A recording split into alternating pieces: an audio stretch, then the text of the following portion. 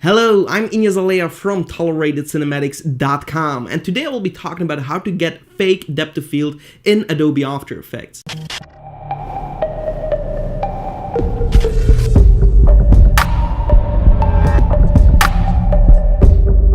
I must say that if you have the option to do depth of field in camera, it's easier to do it in camera because you will have to do some rotoscoping in After Effects or green screen. So we will be looking at both of these options, but that also allows you to control the background and the actor separately. So if you want to darken the background or brighten up the subject, you can do that separately as well. So it's kind of the same technique that we're going to do. So let's open up After Effects and see how to get this effect.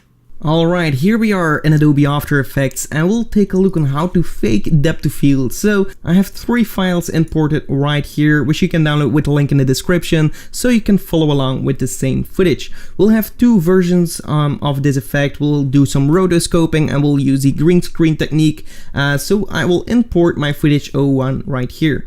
Right here I will be taking a look on how to actually rotoscope myself out and then blur the background. So what you can do is actually click on your layer, duplicate it, so go to edit, duplicate, and right here you have a tool, rotoscope, and this is the roto brush. It's actually really powerful. You can do some really cool things with that. So if you click on that and hover over your image, you're not going to see anything. You will have to double click on your layer right here to actually make it solo it in a layer tab right here, and what you have to do then is just draw your silhouette like so, and then you will see that you will have some mistakes. You will have to zoom in and then hold Alt to remove parts. Right here we'll have to remove this part, and we'll have to add this part again, remove this part a little bit more. Well, actually I press space, then hold Alt and just go and do everything like so. I'm holding space to actually move around here. I'm going to delete this part. And there we go. It's also really important to have your first frame as good as you can, because the first frame is going to be the most important one. Now if you go and 1 frame forward, it's going to automatically calculate how it should look. So we can do this frame per frame, but right here you can see that it's sometimes making some mistakes, and you can hold Alt and then remove this part and then just zoom out again. See if everything is okay, and then move 1 frame and do this frame per frame. I won't be going through this. To be completely honest, I really hate rotoscoping. A lot of people actually love it too, so they have some time to actually listen to some audiobooks or whatever. I like to spend my time on in another way, but yeah, I'm not here to judge. Right here, if we're going to scrub further into time, you're going to see that it's going to calculate, and now it's going to calculate all the frames all the frames that comes before the time scrubber right here. I won't be going through all of the frames. You should actually go and check each frame individually, but right here you also see this bar, and this is the place that's actually going to calculate that. So once we actually exceed this bar, you're going to see that our rotoscope is finished. So we'll actually have to extend this all the way till the end, and there we go. So now it's still going to calculate right over here as well. We do see some mistakes over here. For me, it doesn't really matter that much right now, but you should do this perfectly. And once you're done with your entire rotoscope, you can click on this button, which freezes your rotoscope. After freezing, you can do some final adjustments, and that's why you should freeze it.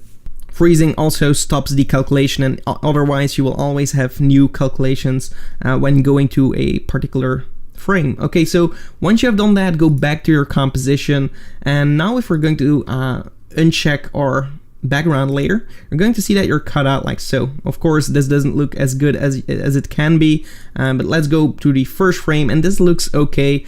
The rotoscope brush, the roto brush doesn't work well with hair. The roto brush is used for like rough rotoscopes if you have to do something quickly. Real rotoscoping is another kind of skill set, but if you want to key out like hair, it's easier to just take a green screen and do it that way. Okay, so what I will do here is increase my feather to something like 25, and I will shift edge myself to something like -20, and the contrast of 60. And there we go, this looks fine. I will check my background again. And now we do have a sharp background. We want to blur this out. So what we will do is go to Effect, Blur and Sharpen, and select our camera lens blur. Right here, I'm going to enter a value of 25. I'm not going to exaggerate on this value because we still have a medium kind of shot, and medium kind of shots aren't blurred all the way, so 25 is like a little bit of a max you can go. Maybe even 15 could work well. It doesn't need to be exaggerated. Then I'm also going to toggle on the repeat edge pixels, so my edges get solved right here. But we still have another problem. We can see right here that we have blur of our background layer, and that's because we don't have a clean plate. If you have the option to actually record the background as well without me being on there, that would be easier, but I did this on purpose to show you how to work around it if you can't have the clean plate.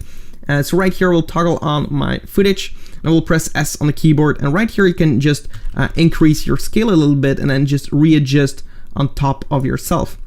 And that's going to solve it a little bit. We can go a little bit higher if you want to, and there we go.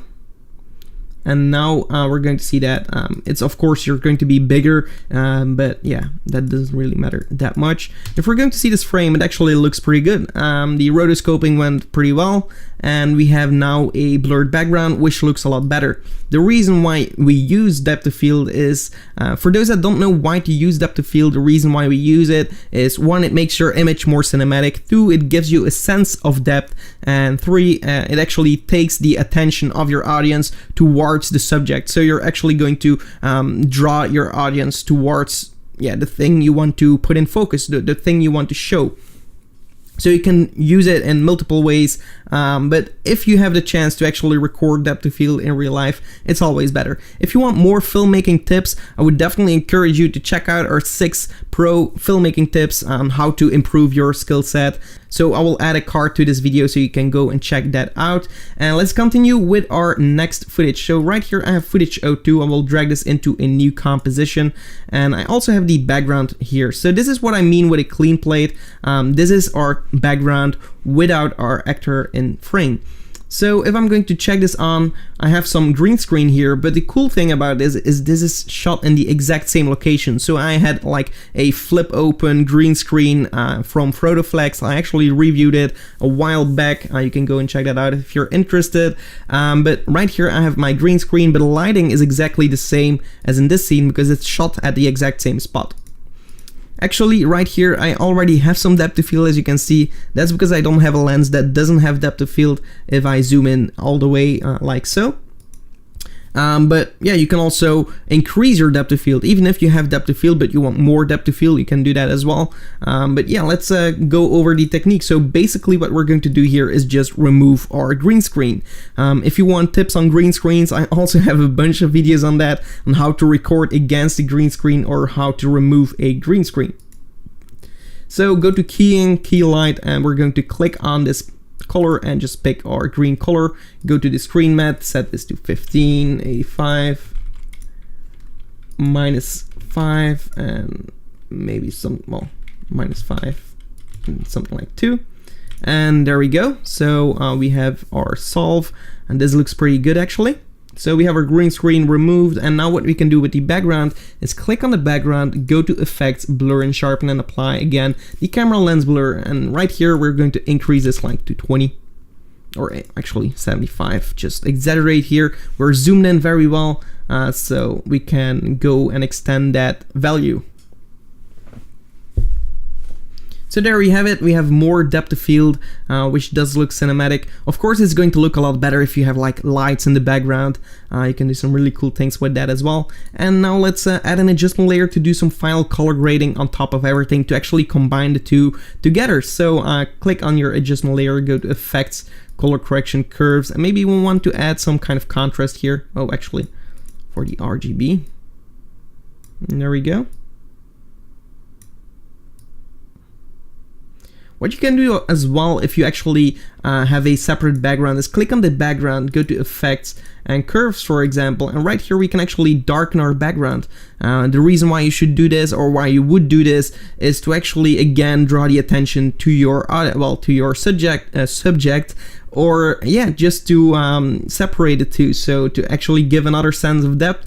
And they do that a lot with lighting in scenes, like the background is lit less than the actor is, and that way you get a sense of depth. So you can do that as well. You can now go and tweak the background separately and the actor separately. So if we want to brighten up our face, we can increase that right here.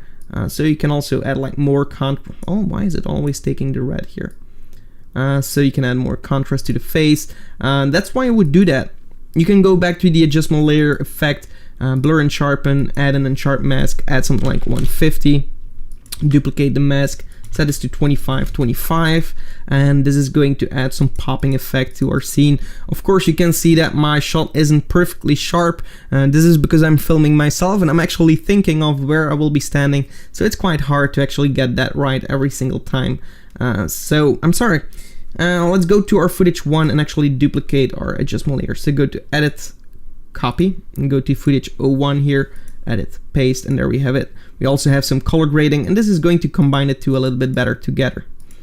Again, we can click on our footage 01. Maybe you want to add a vignette, but just to the background. You can apply an adjustment layer below your actor, go for effect, curves, lower the brightness of the background, and again you can see that it is already looking like more cinematic just because the background is a little bit darker. You can also add contrast in the back. Well, contrast I wouldn't suggest that because it's going to look different from your footage. Okay, so right here we have it darkened up, and now what we can do is pick our ellipse tool, double click on it, and subtract our mask right here. Press F on the keyboard and increase our mask, well, our feather.